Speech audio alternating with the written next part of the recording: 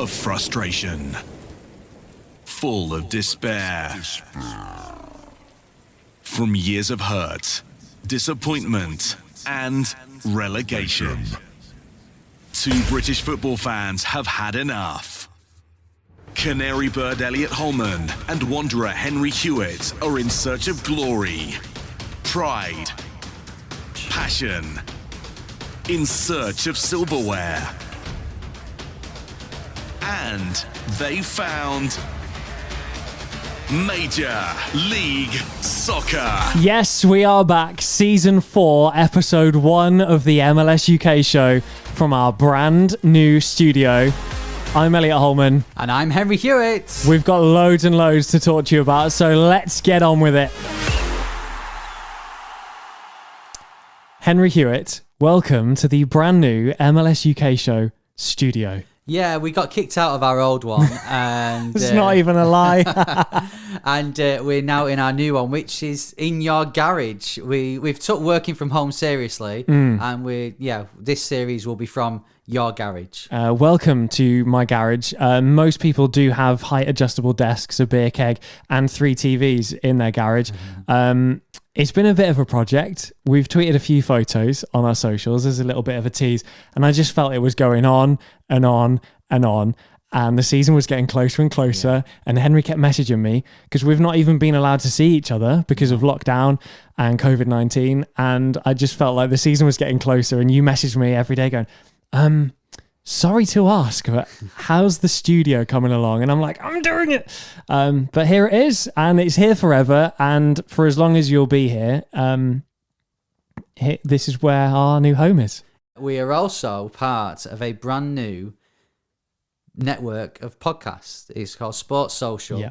This is very exciting. So if you head to their website, sports-social.co.uk, they have teamed up with loads of podcasts here in the UK. There's some about a wide range of sports, mainly football. So you've got some that cover like EPL teams like Man United and Chelsea, and then you've got some that will cover football in general, the EPL, some that interview past players. There's some that's interviewed past MLS players as well. So head to their website.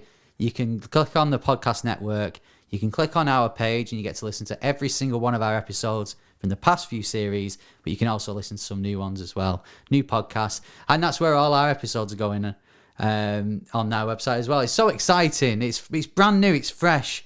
And it should be because we've been away for quite a while now. Yeah, everyone's been asking where we are, and we are back. One thing as well that we need to mention, and some people that we need to thank very, very, very much, is our new sponsor, Soccer90.com. Soccer90.com is run by an incredible team of guys, and I'm not just saying that because now they're our sponsors. They're actually listeners to the MLS UK show. These are people that have listened to us since season 1, and they've enjoyed the podcast, and they've thought, how can we get involved? How can we help these guys out? They look desperate for money. So thank you so much to Andrew and the team in Dallas, Texas at Soccer90.com, who have put together an incredible online store that not only sells MLS jerseys, but some of the biggest teams in Europe all got jerseys on there ready for you to buy. And there is a discount code as well. So if you are a listener to the MLS UK show, 25% discount to you just for putting in MLS UK at the checkout. Yeah, it's your way of going, Elliot and Henry sent me. Yeah. That's basically it. Yeah, tell them we sent you. It's the brand new season of MLS, and what a show we've got lined up. We are going to be doing our previews, we're going to be doing predictions, and she's back. Let's face it, it's the only reason a lot of you are listening. She's our most requested person on this podcast. It's soul destroying. It is. We've had MLS players on. We turn up every week, and still it's, when's Poppy's kit reviews coming back? Poppy's kit reviews. Oh, a new kit gets released. I can't wait to hear what Poppy says. We will have all 27 of Poppy's kit reviews for the kits that have been released ahead of this new season. They will be on the show today, so stay tuned for that. Is there any room for us to do anything else whatsoever? We're going to have to cram it in. Should we get started? Let's get started. Elliot Holman, Henry Hewitt. MLS UK show. So Poppy's kit reviews are coming up very soon. We're also going to be we're going to start our preview with the East, but don't worry, we'll be doing Atlanta and Orlando last. We'll explain in just a moment. All you talk about is Orlando and Atlanta. No. Well, but first of all, it wouldn't be the MLS UK show if we didn't start with a game with a changing name. It's back for Series 4. Elliot, who have we got this week? So I put a tweet out recently on our Twitter, which is at MLS UK show. We've still got way more listeners to the podcast than followers on social media. So I need to get better at telling you to follow us at MLS UK show. I put a little tweet out and it had a button to send us a DM. And I asked for suggestions for the game with the changing name. If you've never heard the podcast before, the game with the changing name, I don't know why it's called that. I think it's because we just couldn't settle on a name, and every week it seemed to be different. It's where we find a player that's played in MLS and in the UK, and we give you their career path. You've got to work out who you think the player is. Henry's got no idea, and this suggestion, by the way, is incredible. I'll credit the person at the end when we do the big reveal. This is the best game with a changing name that we've ever done. Wow. I'm so excited. I mean, that's bold. First episode, Series 4, and you're coming out with that. So, come on. What's their career path? So, they started their career at Manchester City in 2014. And they came through the youth ranks there. Okay. And they made their Manchester City full debut, in 2015. They made 46 appearances and scored 12 goals. All right, okay, decent record. I'm giving you the stats as well, because I want you to have a real think about this one. Right, okay. They then moved to Leicester City and made 88 appearances. That's all I'm giving you. Right, okay.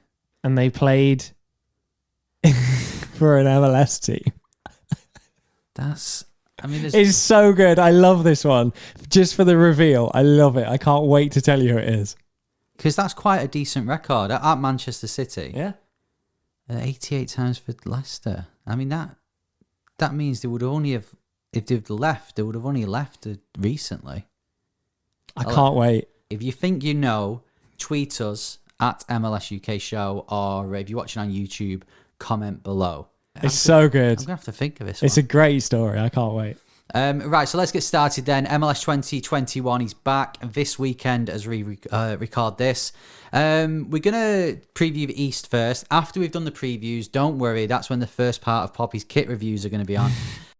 Everyone's just skipping to that bit. Yeah. We've poured so many hours into this podcast over the last 3 or 4 years, and all people care about is Poppy's kit reviews. We're getting to it. We are getting to it. Now, if you're new to the podcast, obviously you can tell by Elliot's shirt, he's an Orlando fan. I'm an Atlanta fan. We sometimes get blamed for being very Orlando and Atlanta centric on this podcast. So, and looking at the images behind you and behind me, I don't know what you're talking about. No idea. So we're going to start in the East, but we're going to keep Orlando and Atlanta till the end. So I tell you what, let's have a look at the reigning champions then. Columbus Crew beat Seattle at the end of the last season. Worthy winners of MLS Cup. I think you'd agree with me on that one. 100%. So this year then, how are they going to do? Is there going to be a bit of a dynasty made for Columbus Crew? Because it's been quite a while since the team's retained MLS Cup. Can I first of all congratulate Chris Cadden on the UK, Chris Cadden, on moving to MLS, doing 1 year, winning MLS Cup, and then just jogging off back home again. It's absolutely class. I love that. Rooney could never. Yeah, not even Rooney did it. Beckham, he spent a few years there. No one has gone in and come out and made... he didn't have many appearances, but he certainly made an impact. He's got a trophy. He's got a picture of him with the MLS trophy, MLS Cup. What more does he want in life? Do you know what I mean? That's true. Well, Columbus, apart from Cadden, not many players have left, really. They've added to the squad. Bush and Dick at keeping goal is where I want to focus on, really. Right, okay, because they've got quite a lot of goalkeepers. Yeah, they've got a really strong goalkeeping roster. Yeah. Obviously, Matt Lampson is experienced. Eloy Room was the number one, but how can you see past Bush and Dick? Do you know what I mean? How long are we in? 10, 15 minutes into the new episode? And already you're making puns on Bush and Dick's name. But seriously though, like, how are they going to fit all these players into one goalkeeping slot? Yeah, do you know what? This is by far, if you have a look through all of the rosters, this is by far the strongest roster when it comes to keepers. We often see teams like Toronto will...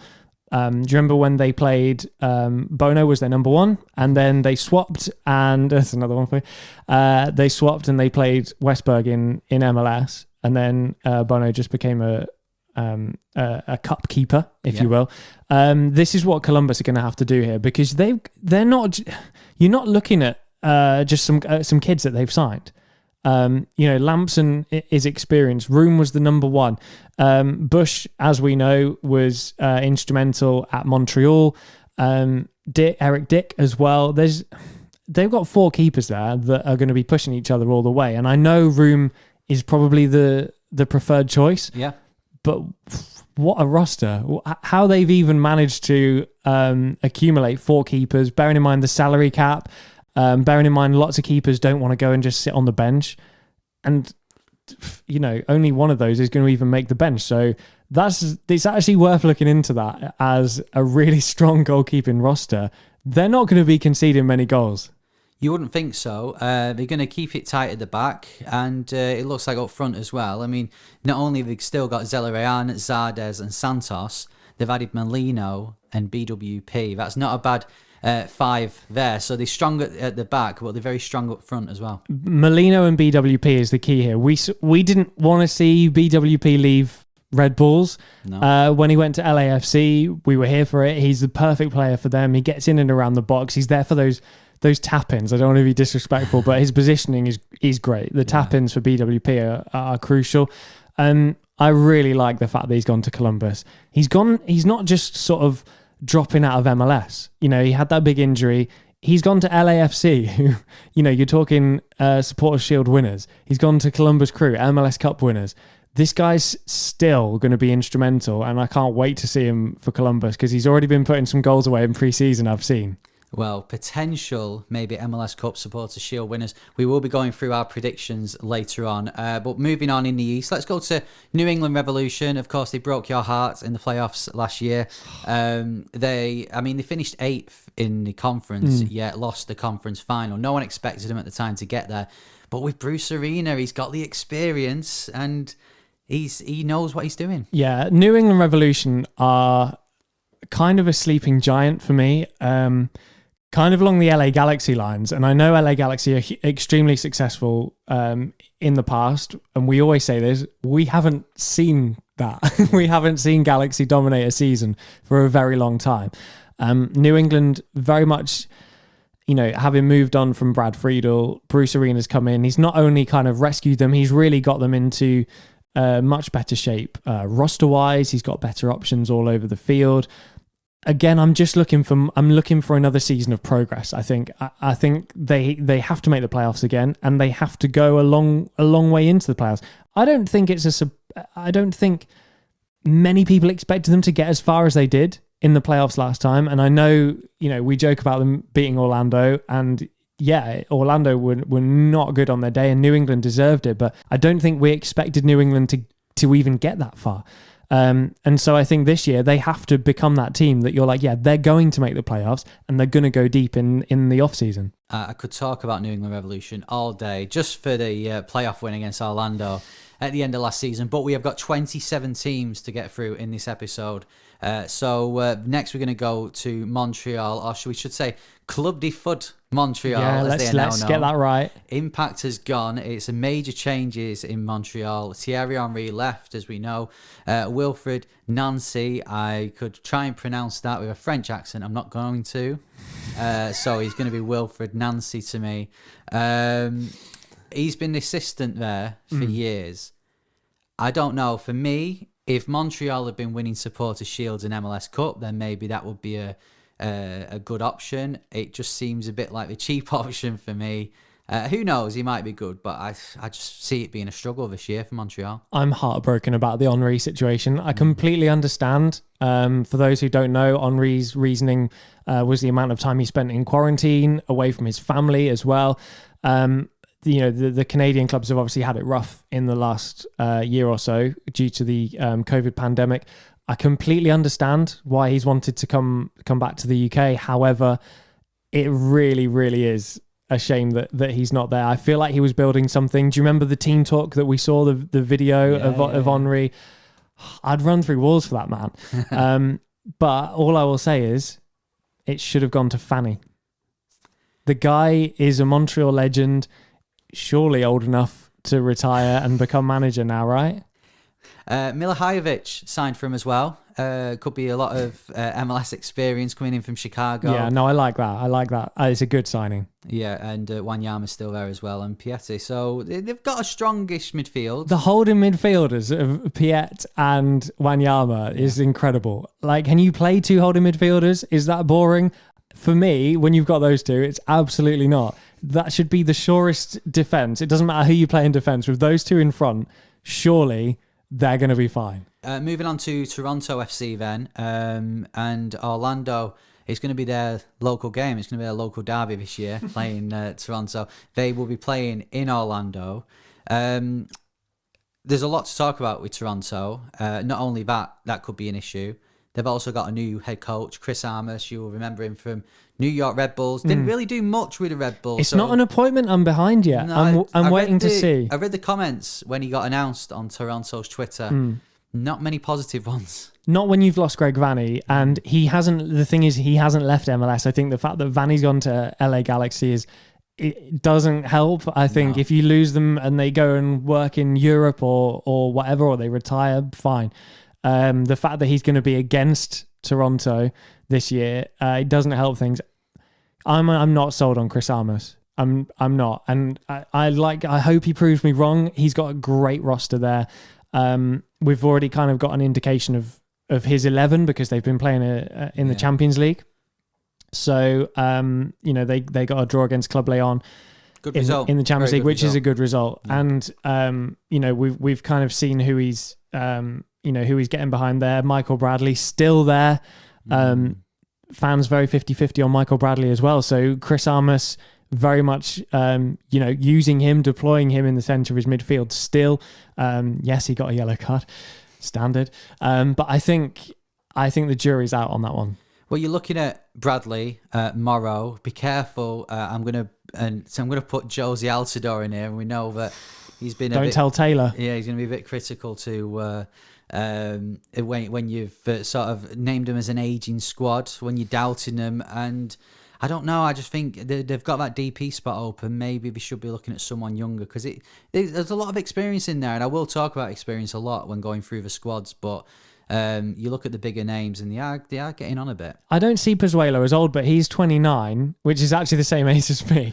But Altidore's only 31. If we're saying Altidore is an aging forward, then so is Pozuelo, which is bizarre. It is, but then saying that, Altidore 2 years ago compared to Altidore from last season now, it can change a lot when you get. I've turned 30. I turned 30 last year, and over the hill. Yeah, you start getting aching bones when you wake up, and I can't do some of the stuff I used to be able to do. So sound like my nan. A lot of change then at Toronto, and after a long period of stability, another club that's like that, and you notice how these are really. I've not planned these; are just coming. It's smoothly adding together. Sure. DC United, of course, they have got a new head coach, Hernan Laceda. He came in from Belgium. I watched the interview DC United Kingdom did with him. He wants to play like free-flowing, expansive football, which he's saying the right things, but can he put it into practice with that squad? We've said for years, haven't we, that the DC United squad wasn't big enough. And now it's a case of they've brought in the new coach. Have they got enough depth? There's always been a lot of youth around DC. They've always used the affiliate club, Ludon United. And so it's have they managed to get that balance on the roster right? Have they replaced Rooney yet? This is my question. Because Ola Kamara, on paper, same age as Altidore now, by the way. Yeah. And again, I don't see those, in the same age bracket. Ola Kamara, when you're talking about the Columbus Kamara and the Galaxy Kamara, I'm thinking this is a great signing. Yeah. Now, I'm not sure that they've quite filled that void where Rooney was obviously completely leading the line for them. Areola briefly came over to the UK. He's now eligible for the game with the changing name. He was at Swansea, struggled to break into the side, had a little trouble with injury. But again, it could be so good for DC. This could be the change that they need, the free-flowing attacking football. I love to hear that. I love to see that. It's exactly what we all want to watch on TV. Jury's out on the roster for me. Yeah, and just a note there on what you're saying about the game with the changing name. Shout out to MLS clubs who, in the close season, have really helped us out, but it just seems to be sending players to England. Yeah, it's because we were running out. I said on the last episode of season 3, I said, we're struggling now. We're gonna have to dig deep. You're gonna have to send me some suggestions. Yeah. But DK, yeah, Morris, Areola, go to England or Wales in Morris and Areola's case. Just one more note on DC United. Edison Flores, can he be the Rooney replacement? He showed glimpses last year, but I'm expecting more of him this year. Yeah, this is the thing. I think he needs to step up, and it's not filling Rooney's shoes is not an easy task. No. But everyone's looking at him to do that. I just want to see more goals from Kamara, but he's going to need that service, and that's exactly what we want to see from Flores. Yeah, well, Rooney's shoes. We are recording now in Derby, so we could probably go and try on Rooney's shoes, see how easy they are to fit in. New York Red Bulls then. Let's move over to New York. We'll do NYC in a moment. But Red Bulls, Struber came in from Barnsley, who, I mean, you've been keeping an eye on Barnsley because of DK, but like what a season they've had. And I mean, Struber would have put building blocks in place, but how is he going to do at Red Bulls? It's a bit of a crossroads situation for both sides in New York, New Jersey, because where did he go? Like, are they going to consistently make the playoffs like they have been doing, or are they going to dwindle away? Yeah, I think there's New York Red Bulls fans that would have been disappointed that Armas left. There's some that were desperate for him to go. And so it is very much a crossroads situation of bringing in, new blood, because they had some very successful times when they were battling with Atlanta at the top of the Supporters' Shield, and you kind of just expected that to carry on, and it just didn't, and it's kind of really petered out. So they're in a situation where they really need to get some momentum early doors and start to make a challenge again for that Supporters' Shield. Like it or not, they're one of the biggest clubs in MLS. They're a huge name in MLS. Yeah. And they're someone you expect to be up there. I've never seen them falter quite as much as they have, recently, and looked so unsteady. It's hard to know whether they were going to go and turn the team over or actually go and put in a really good performance, maybe still not get the win. So, yeah, they're a team that I'm looking to, like New England, to really, cement themselves up at the top once again. Yeah, I mean, Red Bulls, you think it was, 3 years ago that they were record breakers, like regular season record breakers, Supporters' Shield. And it's just, I just think there was a moment where they could have just pushed on, and we never did. The BWP injury was huge. Yeah. And then when he was fit, Armas didn't fancy him anymore. And since then, I think despite, the new guys coming through and actually doing well in attack, they just struggled. They never hit those heights again. NYC then, because NYC have been making the playoffs regularly. Could they now look at Red Bulls and go, we don't want to just dwindle away. We don't want to be that sort of mid-side where they'll probably make the playoffs, but we're not going to do anything in it. Yeah. They've still got like Heber, Morales, so they've got quality players there, but could that be a danger for them? Yeah, we've mentioned LA Galaxy already, and I don't want to be too hard on them, but there is a danger that you just become that team that used to be good, and you only talk about the times that you used to be good. I know there's a lot of teams in MLS, but there's also a lot of playoff spots, more last year than ever before. The teams that are consistently not making those playoffs really, really need to start having a word, making big plans. We'll come on to Cincinnati, but exactly like FC Cincinnati have done, they've gone, no, do you know what? This isn't good enough. We're going to make a concerted effort to change this and turn it around. And it comes from the top. And I know that not all teams are quite as focused at top level as they should be, and as much as the fans want them to be. Are New York Red Bulls going to get a roster together that is going to bring them, again, that record-breaking points tally? I'm not sure yet. I mean, I mentioned Heber. He's obviously out until the summer, ACL.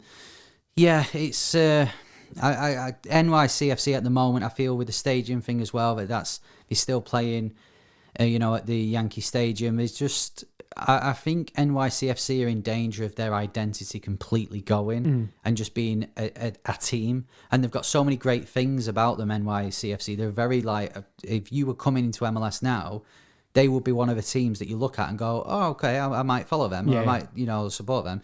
So I really hope for them that we can just kickstart things. But I just think we need a bit of a kick up the arse, really. And that might be quite blunt to say that, but that's how I feel. We just need. I think you're right. Kick up the arse. I think you're right. I also think there's a bit of a lack of the star quality that we're used to seeing from New York City. That's not to say that the talent isn't there. Maybe there's players that are going to emerge and are going to become really instrumental, especially in Heber's absence. But there seems to be a real lack of sort of that star quality that we're used to seeing from them. You mentioned Cincinnati there, and of course, I'm going to make this flow very nicely. So FC Cincinnati then. These, for me, with the signings they've made, Acosta, they've got Matrita in from NYCFC, the Banner, of course, $13 million was spent on him. These are the most intriguing. I'm most intrigued to see how FC Cincinnati will do this season, because surely after 2 seasons, it can't be absolute, worse. I'm not going to swear. No, because we have to put the explicit thing on there, and then we get less listeners and less people find us. So be polite. Tosh. Absolute tosh from FC Cincinnati. Surely they've got to show something this year. As an Orlando fan, it gives me great pleasure to find a club that have actually done worse since joining MLS. In all seriousness, FC Cincinnati had a lot of players. They had a lot of experience. They had a lot of players that maybe hadn't played in MLS. And there were times when I looked at the roster and thought, this could work. And it just never, ever seemed to. And they've gone through managers like there's no tomorrow. I swear the last one didn't even manage a game before he got done. I just want to see consistency. If it doesn't work out this year, that is a failure on the coaching level and maybe anything behind the scenes, because that roster is, I'm having to look at it now because it's changed so much. There's so many signings, but they've really, really put their hand in their pocket and gone, do you know what? We've got a new stadium. We're going to get ourselves a new roster. Yeah. It's going to be packed full of talent, and we're going to pack out this stadium. We're going to entertain our fans, and we're going to try and win something, and I just think that if the coach can't get something out of that roster, there is a serious problem, because there's talent, even at keeper level, Cody Cropper, Teton, you've got players that have played very well. Abdul Salam at NYCFC, for example. Hagland has been there, so you've not changed it too much. You've still got Hagland sticking around. Van der Furth is still there, but then you've brought in Acosta. Don't know what's happening with Amaya. Looks like they're trying to trade, but maybe they've got someone in mind, to use that trade. There's talent everywhere. And Brenner up front as well, at the age of 21, if they can hold on to him for a couple of seasons, he's going to be incredible. Yeah. And this Yapstam has to get a tune out of this roster. It might take 4 or 5 games, but at the end of the season, you're not going to look back at those first games. You're going to look back at where they finished. They have to make the playoffs. So, because you mentioned Yapstam, you've given me a link into my next team. Another former Manchester United defender. Phil Neville. You're out of control, you. Phil Neville is now the head coach of Inter Miami. It's, jobs for the boys with David Beckham.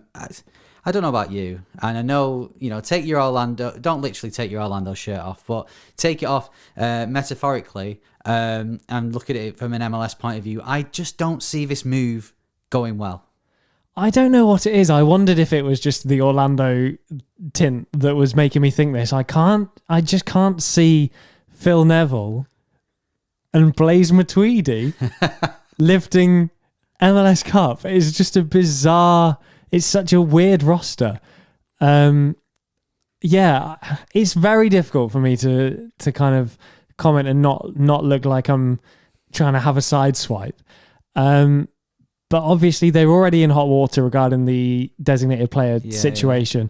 Phil Neville, I don't actually have anything against Phil Neville. I'm happy that we've got another UK representative in the league, but he just doesn't scream success to me, and I kind of can't see me being proved wrong either. Philadelphia Union did very well last year, Supporters' Shield winners, and they then lost the first game of the playoffs. Like these, Philadelphia are building. However, they have lost Aronson. Yeah. They've lost McKenzie. Two big names as part of that. They've still got a strong first 11, strong roster. Paxton Aronson now is in the squad. But Ray Gaddis left as well, that experience there. So what do you see for Philadelphia this year? They've still got Shabilko, and he's still banging in the goals. He's got a goal in the Champions League already. It's good to see Philly in the Champions League as well. Yeah. Jim Curtin will do better than that next season. I think there's still that main, backbone of the squad. It's still there. The roster's mainly still there. Jim Curtin was in charge of his 100th game in the Champions League the other night. And I think it's crucial. I love the continuity with the Union. We've said it before. I like teams that don't panic. They don't get rid of the manager too soon. They don't make wholesale changes. They're just gradually improving, and Jim Curtin's gradually, learning even more in his role, getting to know players that maybe joined over the last couple of seasons. I expect them to make the playoffs and do better than last season.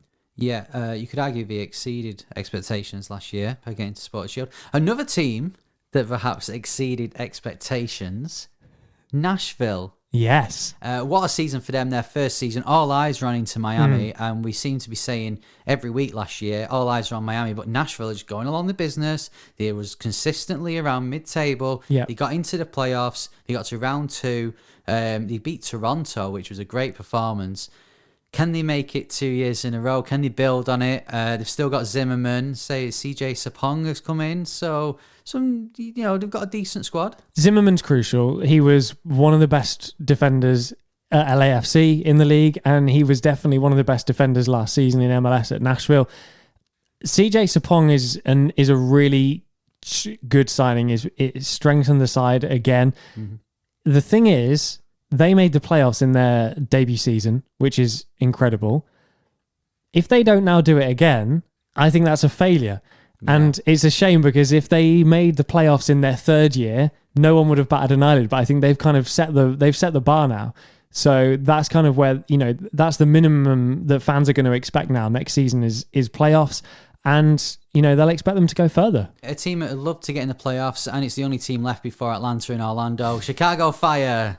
They had another awful season last year, but they are actually back at Soldier Field this year. Last year was hit and miss. They never really had any fans in. This year, they will have fans in at, and hopefully full capacity at some point. So Milhajovic has left.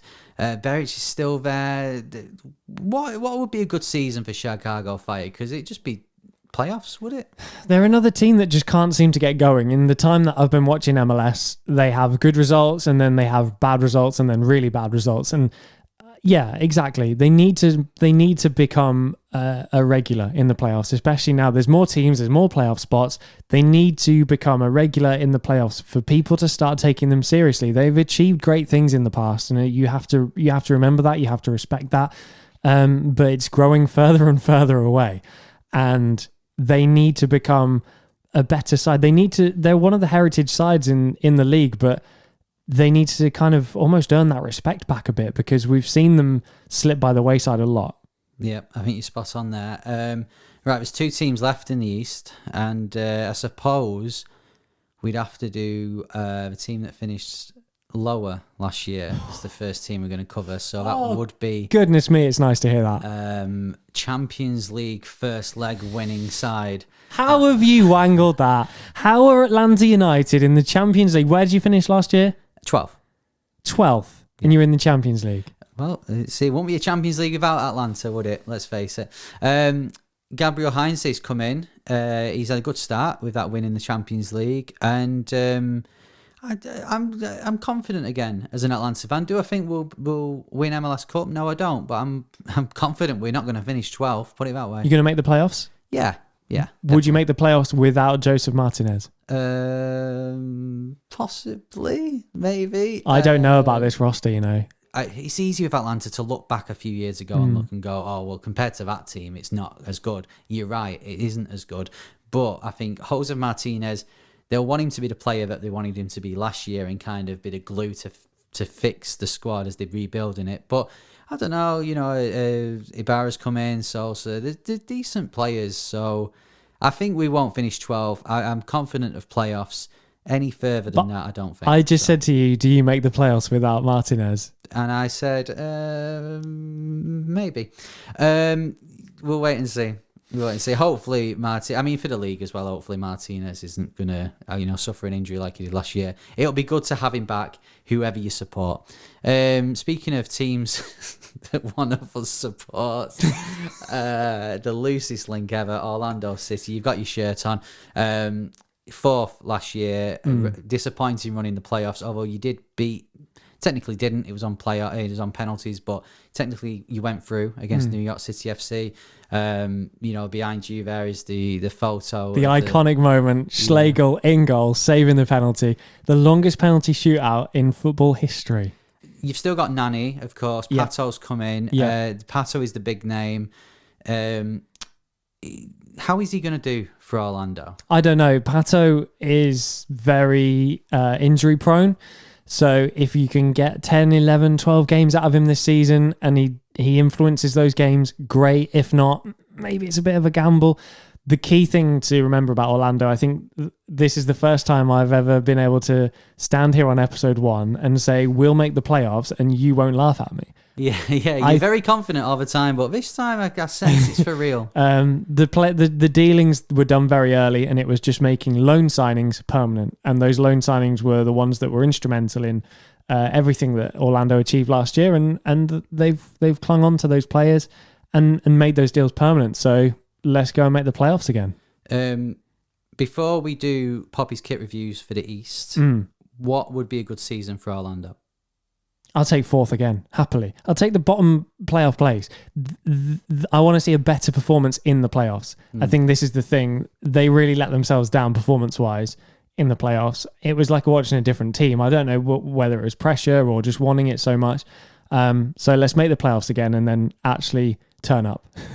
Well, I say for the rest of fans of MLS, I really hope that doesn't happen.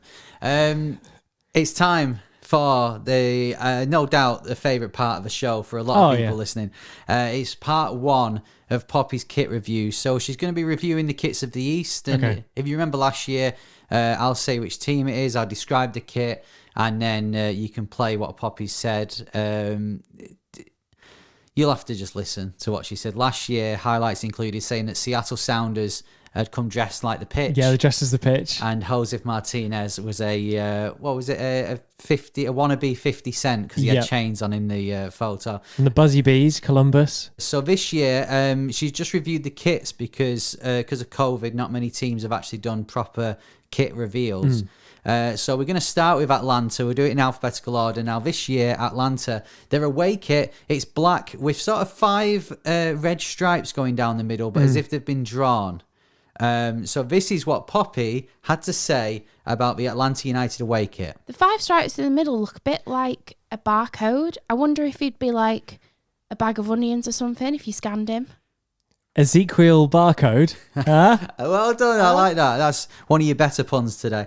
Next is Chicago Fire. So Chicago have brought out a home and away kit this year, although she particularly wanted to talk about their away kit. It's kind of a white kit with patterns on it, kind of it's white and blue, sort of navy blue lines. There's a pattern on it. Here's what Poppy had to say about the pattern. Oh, I love that. Yes, this is what I've wanted. I love that. It's like little stars. Oh my God. That is a perfect Christmas shirt.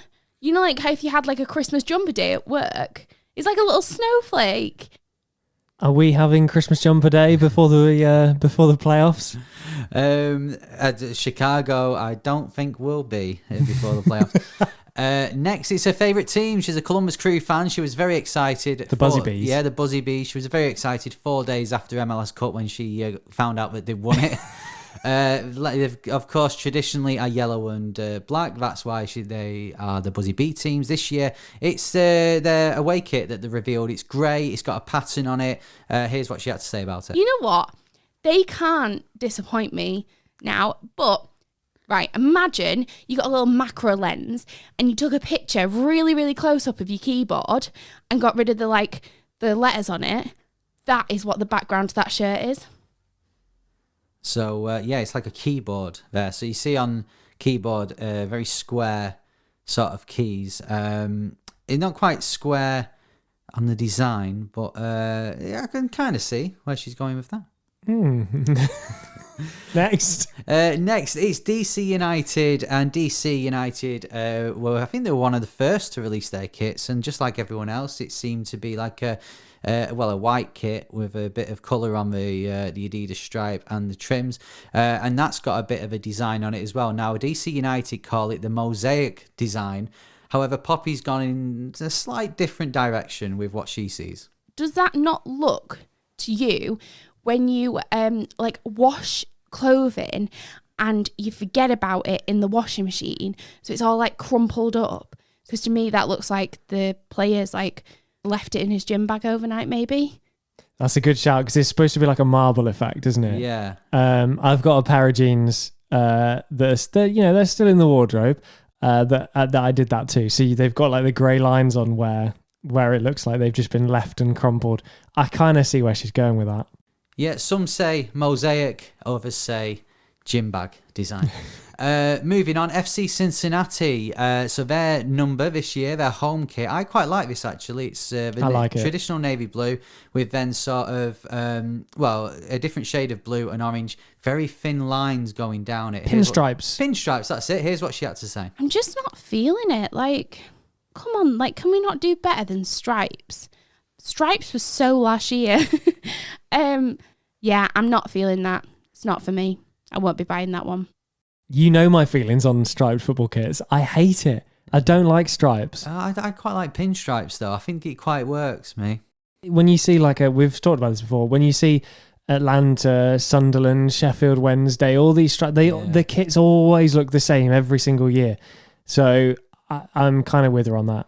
You can't really do much with it, can you? Inter Miami have released a new home kit this year. It's black. Got a bit of a design on it, but very discreet design. You can't really see it. Of course, the pink Adidas stripes. Here's what she's had to say about Inter Miami's home kit. Love that. That's like when you wash your paintbrush when you've had black paint and it swirls down the sink. Yeah. I'm sure that's what they were going for. Me too. Playoff hopes swirl down the drain. It's a nice kit. I always like them. Miami have the sort of a silk effect, don't they? I don't like that. It looks weird. I like it. Okay, the pink one last year. Who plays in silk? The pink one last year, when it rained, it looked a bit weird. Yeah. But I know, I don't mind that. Next, it's Club de Foot Montreal. Well done. And their design, it's a black kit. And this has got a pattern. We've seen a lot of sort of discrete patterns on kits this year. But will Poppy like this one? Oh my God, I love this one. We all know I'm a fan of a black kit, but they've got the same snowflake design. Oh my God, it's on the little emblem as well. That is so cute. It's so cute. It's on the emblem as well. She says Montreal, their kit is so cute. So there you go. Next is New England Revolution. This is, it's kind of like a half and half kit, really. You've got one half of it that's got the black or navy blue Adidas sort of stripes on it, and the other half has got sky blue, very light blue stripes on it, and in the middle it's kind of a line going down the middle, kind of a crisscross. What does she think of this kit? That looks like a wallpaper that I would use if I was playing Sims and wanted it to look like a rundown house. That's the wallpaper I would pick. Who's playing The Sims and wanting the house to look run down? I don't know. She's always getting modifications for The Sims. Oh, so type in Rosebud, you get loads of money. Right, okay, fair enough. Cheat code. And then use the MLS UK on Soccer 90 to get discount. I think that's our cheat code. I think that's what Inter Miami have done with the amount of DPs. Just Rosebud. That'll do. Nashville then, their away kit this year is very similar to last year, that sort of dark blue There's a pattern on this as well. It's the N, the pattern on this. However, it took a while for Poppy to realise that it was the N. Okay, Nashville, I'm feeling this. I love blue and yellow together. It just looks like there's a load of, obviously there's a load of N's all over the shirt. Wow. I was going to say it looked like palm trees, but I get it. It's an N. Yeah, not many palm trees in Nashville. It's more of a Miami thing, I think. Moving to New York City FC then. Their traditional home shirt is the light blue. Here's what she had to say about this. It's short and sweet. Is this New York City FC or is this Manchester City? Because you tell me the difference. She's got a point, really. She's got a point. Yeah, I didn't tell her that they're owned by the same people. Don't confuse the issue. No. New York Red Bulls then, their away kit this year. It's the home kit, of course. It's white. It's kind of got like square patches on it across the whole of it. It's white, red Adidas stripes. Here's what she's had to say about this one. This is a great Christmas or birthday present. Do you want to know why? Because you can also use this to play chess or checkers. It's a 2-in-1 gift. It's a 2-in-1 gift. Again, she's not wrong. And this is the thing. She's not wrong. If I do ever buy you a T-shirt with checkers on, though, feel free to terminate the friendship.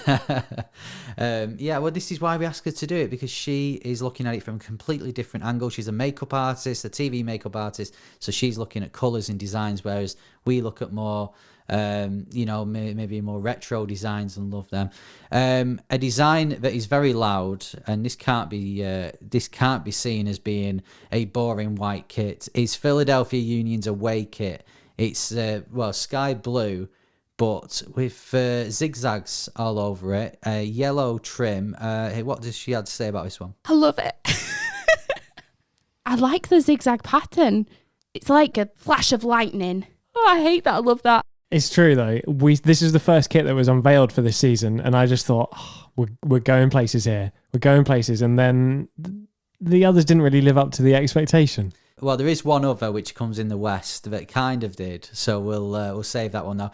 Next, it is the shirt that you're wearing. It's the Orlando City home shirt, as you can see, purple as usual, with the sort of lines in the middle that take it from a dark purple to a lighter purple. Through thick and thin.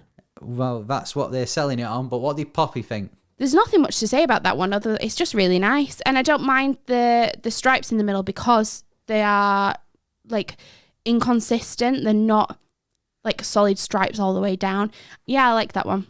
And last but certainly not least, I think we've got to the end of the East. Is Toronto FC's kit. Now, remember last year she said she doesn't like a red kit, but this is red with a lot of black lines on it. Will she like this one? I like that. I don't normally like a red shirt, but that is pretty cool. This is thinking out of the box. I wish they'd taken the pattern onto the sleeves, but I'm not going to knock points off that because this is probably the first red kit that I've ever liked. Wow. First red kit she's ever liked. Yeah. As an Atlanta fan, how do you feel about that?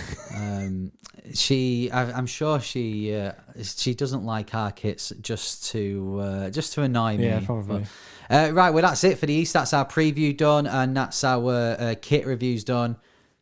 Let's go to the West. The MLS UK show. So you can't do the East without the West. It's time to look at the other conference in MLS.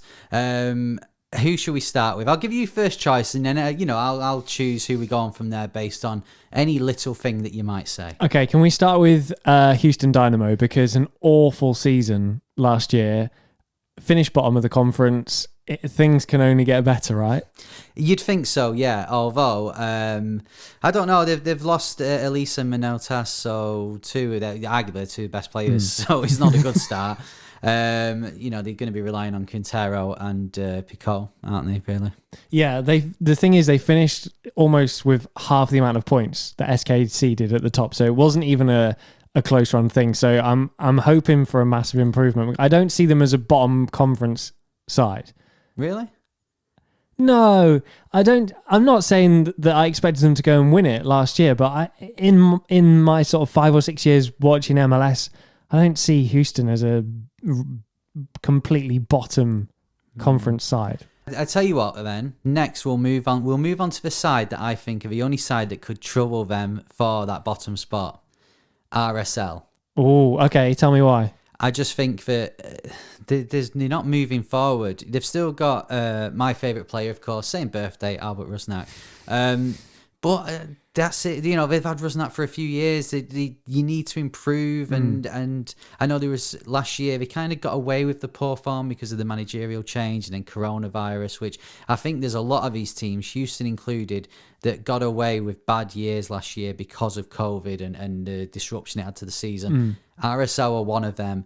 I just don't see RSL, a team that we've been used to being like. RSL always managed to scrape into the playoffs. So is there no chance that was just a blip? I don't see it. I don't see it being a blip. I mean, they were the most exciting team to watch because they'd score 47 but concede 47. I can see them conceding 47. I just can't see them scoring 47. Okay. So, I mean, is there anyone else? Like, who do you think could trouble the bottom spot? It's a strong conference. I'll be honest. You're right. It's a strong conference. But what about Vancouver? They're notoriously normally down there. Yeah, I'll give you that one. Cavallini is he's going to be their star man, and he did okay, I guess, last season. He needs to massively step up, though, right? Yeah. On the same vein as a certain LA Galaxy forward. Yes, we're rushing through these. You're getting the hang of it. I just saw that there was an opportunity to switch it up, you know? Yeah, Chicharito, 2 goals last year. I mean, Chicharito needs to get those 2 goals he needs to be on 2 goals by the end of April. First half. First half of the game. Yeah. The first one. Very poor last year. I mean, LA Galaxy were poor, but this is the new head coach, Greg Vanny. He's coming in. He's the MLS experience. We said, I think it was the last episode of last season or the episode before it, that they need MLS experience coming in. They've got it.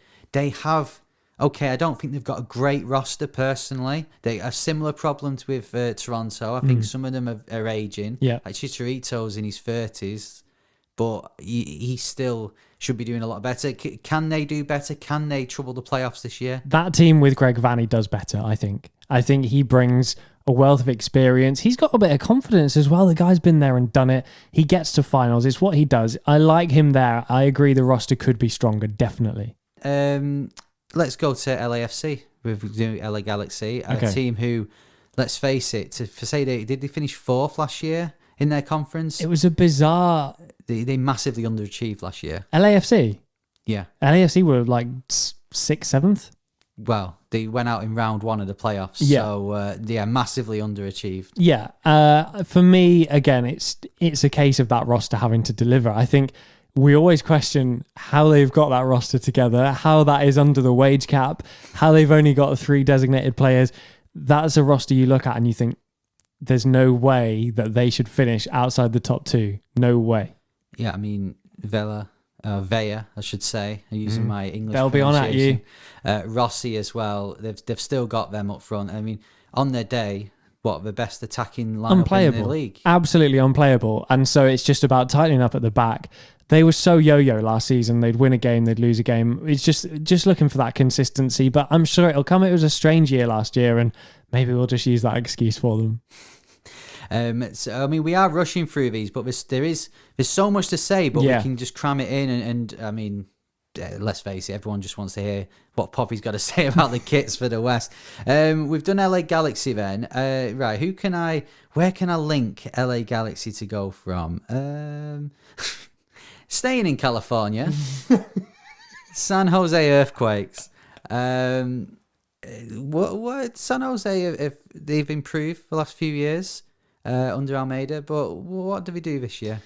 Well, Wando now at 64 years old, still on the roster. 1 more year, he says. 1 more year. Yeah, all right. He'll be back. For me, it's just a case of building on last season. 8th was not great, but remember, we've seen some terrible performances from that San Jose side. If they were to pull their socks up a little bit, eradicate those heavy defeats that they suffered, they would be a lot more consistent. You'd be looking at a top 5 spot easily. So I think that has to be the target for them, surely. Yes, you could argue that. I mean, Wando will always get you goals. He'll always get you 10 goals. And then they've got Espinosa as well, who's, he's been playing well. They've brought in Eric Ramadi from Atlanta. I know he didn't really do great at Atlanta, especially last year, but he's got that MLS experience. Yeah. I feel like I'm repeating myself, but of what we've seen in the last... But it's crucial. It is. Well, what we've seen since we've been doing this podcast is that MLS experience is vital, because Atlanta didn't really have it last year and they were awful, quite frankly. I've spotted an opportunity here. MLS experience is vital. So I'd like to take you to a brand new team. I was going to do the same thing. Let's run through the names that they've brought in. Austin FC, by the way. Yeah, run through the names. Alex Ring, Ben Sweat, Danny Houston, Matt Besler, Lima. They've brought in that MLS experience. You tend to get this with new franchises. They're adding it to the likes of Dominguez, who's coming in from Liga MX, Thomas Pochettino as well. I can't wait to watch Austin. I really can't. Whereas FC Cincinnati in the East, the team I really want to watch and see how they do. Austin FC are that team in the West. They've got Josh Wolf as their manager, their head coach, who hasn't really got MLS experience, but he's got a international experience in abundance. So I'm going to ask you probably the same question I asked you about Inter Miami last year and Nashville. What is a good season for Austin FC this year? This roster's good enough to cause those other teams in the West problems. It's a difficult conference. We know there's not many cross-conference games as well, so it's going to be a tougher year. Let's kind of remember that straight off the bat. It's going to be a tougher year, tougher fixtures. They're going to be playing more Western Conference sides, few matchups with the East. So it's going to be tough. However, that is one of the best rosters I've seen from a brand new team, I think. Right. I think there's some real talent in there. I'll stick my neck out and I'll say I'll be really surprised if they don't make the playoffs. I'm going to agree with you. I really am. There's something about them, and I don't know whether it's Matthew McConaughey. Just the vibes. He's can't wait. He's excited, and I don't know if I'm getting pulled into that. But no, I can see some good things with them. If I had to choose a weakness, I'd maybe go attack, as in a goal scorer. They've got Danny Hosen from San Jose. Yeah. I'm looking for that 20-goal a season striker. Yeah. Hopefully there is one there, but elsewhere there's real experience in defence and midfield. So good luck to them. I'm excited to watch them. I told you they're my second team. Yes, your nephew called Austin. Yeah. Okay, first game, they're away at LAFC. Tough start. Do they go down the Cincinnati route of getting absolutely pummeled in their first game, or perhaps do the LAFC route of beating Seattle? I think use it to work on your defensive methods. I think you have to try and sit tight against LAFC. You can't be conceding in the first 5 minutes because it's going to end up, it could be 5, 6, 7. Let's judge them after the LAFC game. LAFC lost in the playoffs last year to Seattle. So let's move to Seattle. These links are getting as loose as they can be. Seattle Sounders losing finalists last year. They really disappointed in MLS Cup, although travelling to Columbus, it would have been difficult with everything going on. They've not really got rid of any players of that is going to affect them too much, in my opinion. They're bringing in Freddie Montero's back, their leading goal scorer, so Seattle fans are delighted about that. A sign of a good team is that they always come back fighting the season after. Yeah. We know Seattle will probably make the playoffs, let's face it. Mm-hmm. Can they win MLS Cup this year? Easily. Well, easily. You don't win MLS Cup easily, but like you say, they always seem really steady. We're talking about them not winning MLS Cup because it seems like a surprise last year. That's how big this Seattle team has become. Schmetz has got a real institute going there. It's a strong roster, like you say, not too many changes, which I like. They don't need to. It was tight at the top. SKC, Seattle, Portland all finished on 39 points last year. So there's way, way, way more potential this year in what we're going to try and get as a normal season, as close to normal as possible. There's every chance that they dominate once again. And, LAFC are going to find it hard to have a comeback season when this Seattle roster looks really strong. Well, we can't do Seattle without talking about Portland Timbers. Portland, again, like Seattle, they will make the playoffs. I watched them the other night in the Champions League. They did well. Valeri scored a free kick. They're passing the ball around well. They look dangerous in attack. It's just same old with Portland, and they'll want to progress more than what they did last year. How they lost that playoff game against Dallas, I still don't know. It's about 6 months afterwards. I think Portland are fine. I think Portland will be fine for a playoff spot. The biggest compliment I can pay these Cascadia teams, Portland and Seattle, is that you just always expect them to be up there. We never see them have a poor season. And so, that expectation is naturally there, but you have to take that as a compliment. We just expect big things from these teams because they are the biggest teams in MLS right now. I think they'll be fine. I think they'll be more than fine, Portland. Right, I'm just having a look here. Who can I go to? Who can be my next team? Because we've not got many left, actually, from the West. Dallas, Colorado, or Minnesota, I think, is your choice. Okay, well, in that case, then we'll go SKC. SKC, they won the West last year. They did very well. Comparison to the season before, they were finishing top 13th. I don't think they'll finish 13th again, put it that way. Big season like Cavallini for Vancouver. I think big season for Pulido this year. Yeah, I couldn't agree more. I think what you said about them, being top bottom, I think it's about becoming part of that Seattle and Portland lineup where they're going to be in and around there. They need to establish themselves as a top 3 side. They need to go and do what they did last year again and establish themselves so that they're one of those teams that you talk about as definitely being in the mix. Because this time last year, we weren't saying SKC were going to go and win that conference. So this is their opportunity to go and stamp their authority on that conference and really get themselves in the mix when everyone else is talking about Seattle and Portland and LAFC. Yes, and of course, Johnny Russell as well, MLS UK. He's just reliable in that first 11, isn't he? Yeah, do you know what? He had a great season last year. I feel like it didn't take him a while to bed in because he had some incredible performances over the, even in his first couple of games, but we're really starting to see someone who's in some serious form. I'm looking forward to seeing him again this year.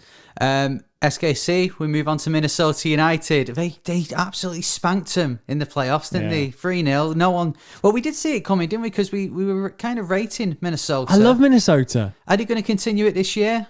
It's just that the progression is what I love to see from a team that haven't been around, too long. Since, was it 2017 they came into the league? Yep. We're seeing a real progression. We're seeing the roster get stronger. They're finishing higher. They're doing better. They're going to win a cup. They're going to win something in the next couple of years. And I'm here for it. I love Adrian Heath for obvious reasons. And I feel like they're a team that everyone should aspire to be. The growth is admirable. Yeah, Ramon Abila. I will get... Say it with more confidence. All these new names I will get right eventually. He's come in from Boca, 34 goals in 81 for now. That's a decent record. Yeah, this is the thing. The more that they become deadly up front, the less pressure is obviously on the rest of the team. It goes without saying, but it's kind of been... Not their downfall, but they've not had that... They've not had that Giovinco or... I was going to say Chikorito, but that's... No. You know what I mean. The Martinez. They've not had that for me. So I think that's going to be an element that they can definitely improve in. And hopefully he's that missing piece. Yeah, shout out as well to Ike Opara. Of course, he's probably looks like he's not going to play for him anymore. He's had a lot of issues with concussion. Shout out as well Dane Sinclair. He should be a starter this year. He appeared on the MLS UK show, I think season 2. And everyone kept saying, "Oh, you're just getting sub goalkeepers on." Yeah, but with a view to them becoming first teamers in the future, right? Head to the Sports Social website and listen back to all the interviews we've done.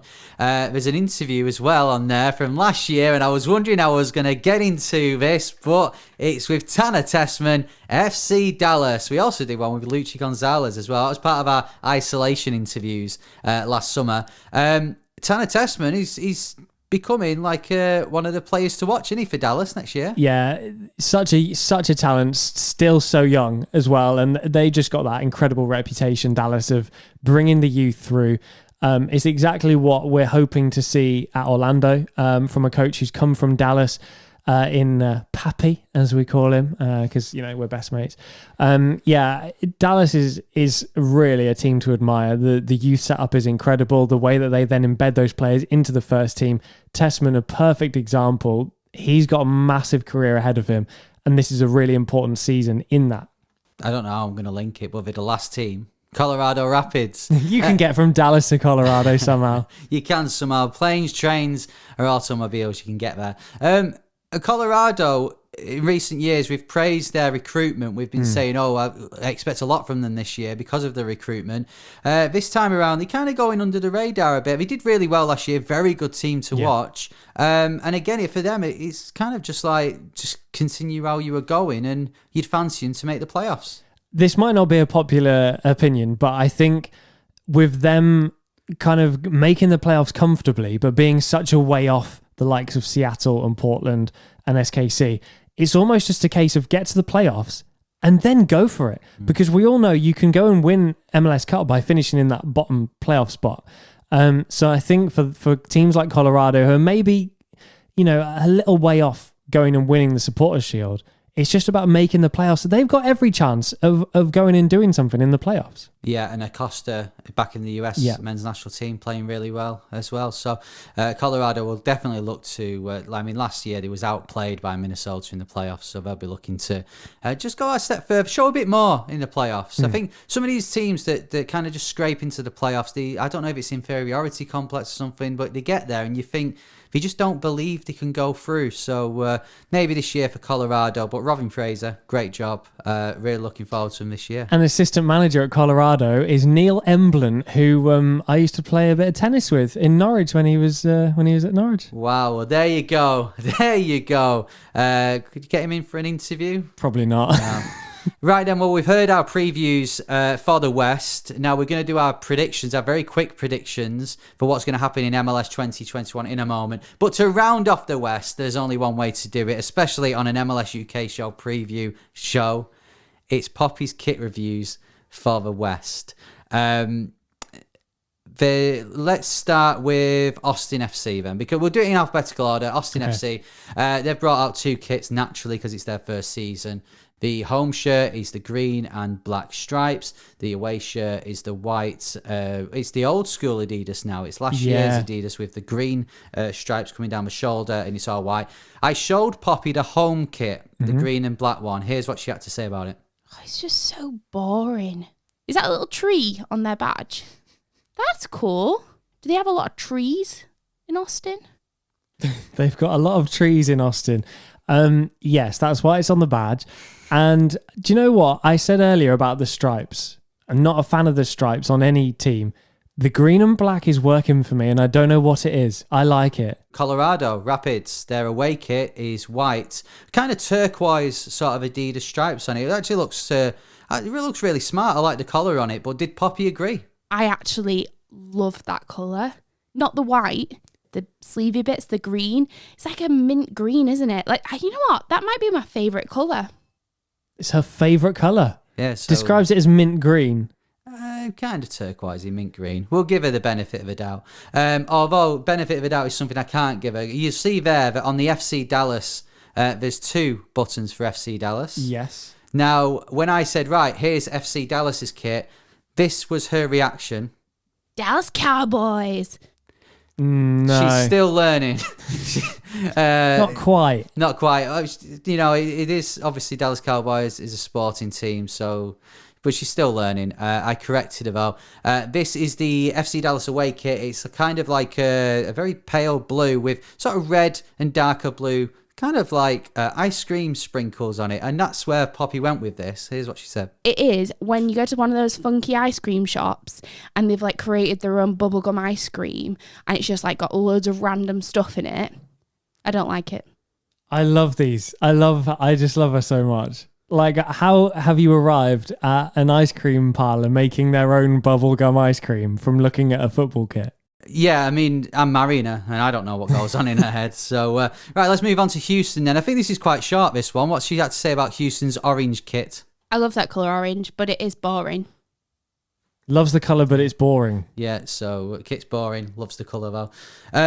Next up, we've got LA Galaxy. Now, this LA Galaxy one has been the most talked about kit of the year. It's a retro look at the 1996 kit. It's sort of green and black and navy blue stripes, kind of similar to the Austin kit.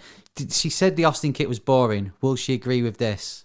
Here we go. I'm not even going to justify this shirt because that is the worst thing I've ever seen in my life. No. This is the standard UK 17-year-old going on the first lad's holiday thinking that they're going to buy a funky like holiday shirt. No, it's a no from me. Wow. That's the best-selling shirt on soccer90.com. When that went up, it was gone straight away. Well, according to Poppy, it's what 17-year-old lads wear in England to go abroad for the first time without the parents to try and be funky. She's not having it. Next, LAFC. LAFC, it's kind of a creamy colour with a black trim on the collar. And it's got kind of black... The cuffs. It reminds me of the sporty leisure wear that girls seem to wear these days. You know, like with Calvin Klein. Yes, but it's got Los Angeles written on it. What did you think of this? I like the Los Angeles around the sleeve. I'm feeling that. The rest of the shirt is just a bit boring, but, you know, sometimes black and white is just simple enough. Yeah, I like the cuffs, and I've seen a few people say, "Oh no, I prefer it without the." I like them; it's a nice touch. Yeah, I agree with that. Next, Minnesota, standard blue kit for Minnesota.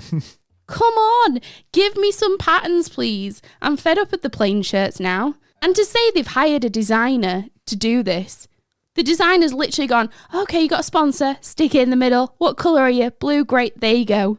I can't disagree, and I know a lot of people have said that some of the kits are a bit boring this year, just very plain.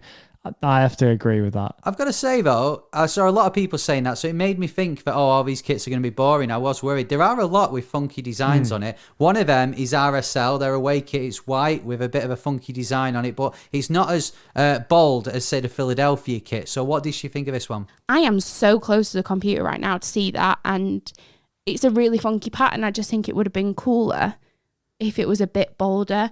But you know what? I'll give it to them. I like that one. So she's a fan of that one. Yeah. Next is Portland Timbers. Now, remember last year she did say that she didn't like a green kit because, in her words, you come dressed as the pitch. Portland's kit this year is two different shades of green with it kind of looked like it's stitched up. Do you remember I bought the original shirt of this when we went shopping? Yes, you did. And it's stitched up like a baseball or a cricket ball. So does she like this one? To me, it just looks like they've run out of material and sewn different sleeves on. There's Portland fans that have waited an hour to find out what she thinks of their kit, and they get that. To me, it just looks like they've run out of material and sewn different sleeves on. San Jose is just blue. Let's see what she thinks of this. Sure, this will go down well. It's just a blue shirt. Just a blue shirt. Something that you can't say is just a blue shirt is the Seattle Sounders away shirt. Now, she's claimed that the Inter Miami shirt earlier, that was black, but as if you've emptied your paint pot and it's going down the sink. Now, this is very similar, but purple. But the design, this has been one of the most craved kits as well of the close season. Does she like the Seattle Sounders kit? Have they made up for last year? This is amazing. This is like those artwork where you pour all the different colour acrylic paint in and then pour it onto a canvas. I love this. And I love that they put purple and orange together. That is great. It is bold. The Hendrix kit, of course, it is bold. I like it as well. Yeah, me too. Sporting KC next. It's light blue and then dark blue in horizontal lines. It's pretty boring, but there's nothing bad to say about that one. It's quite nice. There you go. A deep, insightful view there. Yeah, so some kits she does give that insightful, like Dallas is like bubblegum ice cream. You know, she's delving into a real creative mind. And then there's others. It's just a blue shirt. Like that, yeah. Last but certainly not least, Vancouver Whitecaps. It's a white shirt. It's dark blue in the middle, horizontal, kind of similar to SKC. What does she think of this one? If you're like a little bit chunky and you're wearing this, it's just going to like really exaggerate your belly because it's basically just putting like a corset around your waist and your belly's hanging out the bottom. The Vancouver corsets. It does roll off the tongue, doesn't it? So there you go. I think me and you, we will not be buying Caps and corsets. Love it. So they're all 27 kits. Now, every year she likes to tell us what her favourite is. What do you think she's going to choose as her favourite, and what's your favourite? Well, I know for a fact it's not going to be this one. It's just a blue shirt. So I'm going to say probably the Seattle one's going to have stolen it for her. Okay, what's your favourite kit? Do you know what, right? One thing I wanted to point out, Orlando haven't got the best kit in the whole league. The one I'm wearing right now, do you know why I like it though? Go on. Is because for the last 2 purple Orlando shirts, they've not had the white Adidas stripes. And for some reason, it just looks classic. It's back to the Kaká era. Yeah. I mean, we had no success then, but yeah, I'm actually a big fan of this. I'm liking it. Okay. But Seattle probably steals it for me as well. Well, she's chosen 2 favourites. Would you like to play? These are Poppy's favourite kits for 2021. So, last year, I feel like I was particularly hard on Seattle Sounders. Well, I can tell you now that my 2 favourite kits of this year are Seattle Sounders and Miami. Well done. Oh, shame about the Miami. I've got to say, that Miami kit, I quite like that. If I was to get a kit that wasn't Atlanta, I would probably choose the Miami one. You chose Seattle, so we kind of guessed it. Well done if your team was amongst Poppy's favourite kits of 2021. Apologies to San Jose. Yeah, and apologies to San Jose. Right, before we round off, we need to do our predictions for MLS 2021. We're going to do 3. We're going to do MLS Cup, Supporter Shield, and MVP. MLS Cup, then. Who are you going for? I'll tell you, but while you think, very quickly, I'll tell you who are the favourites according to Odds Checker online. LAFC 5-1 are favourites, with Columbus second, Toronto third, then Seattle fourth. Joint fifth are Orlando, Philadelphia, and New York City FC. I can get on board with Orlando and Philly sort of making up the other places in the playoffs. I'll be honest, I was going to say LAFC. I just didn't want to be boring. I thought it might be a bit obvious, but that is who I would have to go for. I am swaying towards LAFC. We put this out on Twitter about a month ago, and I did initially say Seattle. However, I think LAFC are going to come back strong. Atlanta level with Inter Miami at 20-1. DC United and San Jose are the longest odds, 100-1 to win MLS Cup. I think that's probably a fair shout. It probably is. So I guess we're going to go with LAFC and both of us be boring. Supporters Shield, I think Seattle could win Supporters Shield. I was going to say Seattle as well. Right, well, we've spent too long with each other. Who from the East then? Who's going to challenge Supporters Shield? I think you have to look at Columbus because they had such a good season last year. And I know it seems like an easy option, but they've added as well. They've added the likes of BWP joining, just gives them that extra. So I have to go Columbus. MVP.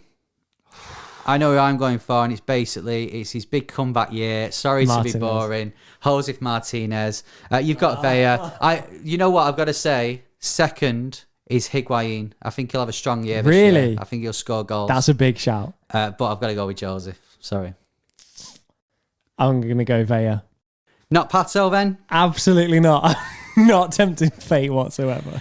Let us know who you think will win MLS Cup, Supporter Shield and MVP.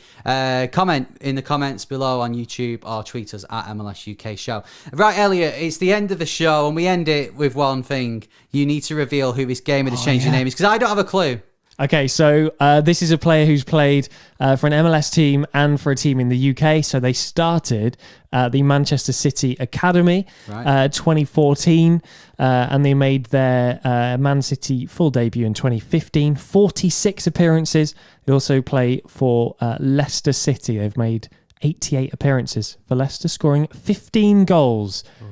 I haven't told you who they played for in MLS. Go on. It's for a good reason. The team is Columbus. Have you got any idea whatsoever? Not a clue. I mean, Zach Stefan comes to mind, but of course, Zach Stefan hasn't then played 88 times for Leicester, and he's still Man City, so I don't have a clue. So, start of Series 4, and I'm already one down. No, I'm not surprised, but I had to bring this to the show because it's a great story. The player was at Man City. Yeah. And they went on a tour of America. and they were struggling to get them a work permit. Oh. So whilst on the tour of America, they said, right, we'll have to leave you here. You go and train with Columbus.